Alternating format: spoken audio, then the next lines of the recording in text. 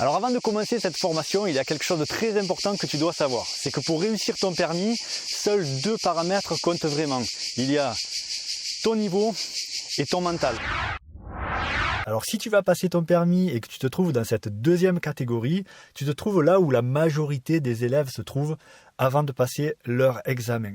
C'est d'ailleurs là où on était nous aussi, Fab et moi. Donc dans cette catégorie, on a le niveau, mais on manque de confiance en nous. On fait partie des élèves sceptiques. Tu sais que tu peux le faire, car ton moniteur te l'a dit, mais tu doutes de tes capacités. Allez, premier point des consignes de l'examen, nous allons faire un parcours urbain et routier qui durera à peu près une trentaine de minutes. Alors ça, concrètement, ce que ça veut dire, c'est que dans ton parcours, donc qui va durer 30 minutes, tu vas faire de la ville et du hors agglomération. Alors peut-être de la voie rapide, peut-être de l'autoroute, mais dans tous les cas, tu ne resteras pas qu'en ville. Donc adapter l'allure aux circonstances, en gros, ça veut dire qu'il faudra rouler ni trop vite, ni trop doucement. En fonction des situations rencontrées sur la route. Donc il faut que ce soit cohérent. On ne peut pas dire par exemple à tel endroit il faut que tu roules à telle vitesse, non, puisque ça va dépendre de ce qui va se passer sur la route. C'est ça.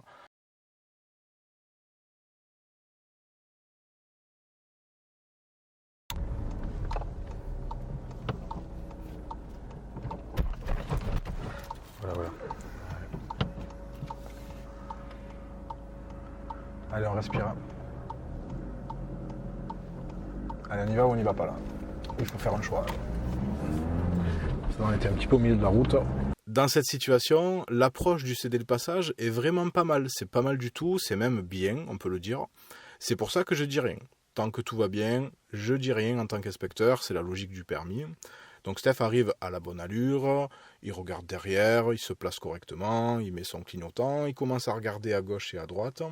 Et là, le calage. Alors sur le calage, je suis obligé d'intervenir sur le frein, pas parce qu'il cale, parce que ça m'est égal du moment que c'est pas dangereux, c'est surtout parce que la voiture se retrouve trop au milieu de la route et regarde bien sur ta gauche, tu verras qu'il y a une voiture qui arrive, une voiture rouge qui arrive à gauche. Donc je préfère freiner plutôt que de me retrouver en plein milieu de la circulation.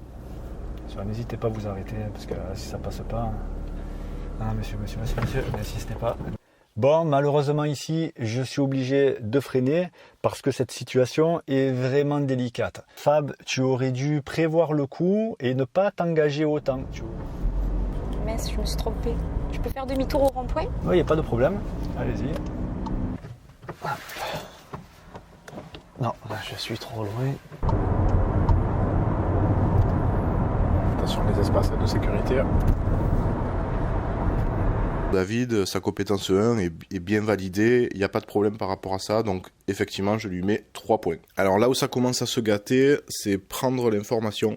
Bon, c'est parti, pour bien te préparer, on va faire un parcours d'examen niveau permis, avec les difficultés que tu risques de rencontrer le jour où tu vas passer ton permis.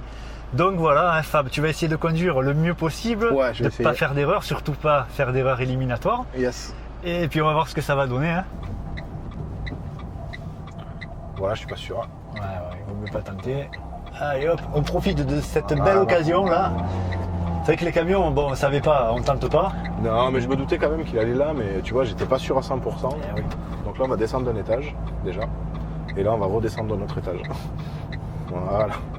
Et là, tu peux revérifier. Et là, je peux revérifier à gauche puisqu'il y a de la place. Parce que voilà, c'est un grand rond-point. En fait, on fait du permis un enjeu vital. Tu vois, c'est la vie ou la mort. On s'imagine pas pouvoir le rater parce qu'on en a besoin, par exemple, pour trouver un travail ou pour aller au travail ou bien pour amener ses enfants à l'école. Enfin, bref, peu importe la raison. Quand on est stressé en conduite, quand on est stressé au volant de la voiture, on a tendance à fixer. Le regard se fixe, il se met droit devant. Impossible de regarder sur les côtés, on fixe vraiment qu'un seul point, droit devant, souvent pas très loin, c'est la première conséquence du stress. Donc allez, on va voir ensemble les solutions qui vont pouvoir t'aider. Crois en toi, reste motivé et on se retrouve après ton examen dans quelques jours quand tu auras les résultats et j'espère vraiment que tu nous laisseras un beau message sur le groupe Facebook ou sur la page d'avis, un beau message de réussite. Je suis sûr que bientôt ce sera à ton tour et que tu pourras voler de tes propres ailes, profiter de ce permis en sécurité comme on le dit toujours, mais bien profiter de ta nouvelle liberté. Et voilà, pas plus, il n'y a plus qu'à y aller. Allez go, on est avec toi et n'oublie pas, il n'y a pas de problème, il n'y a que des solutions. On respire, on se concentre et on y croit.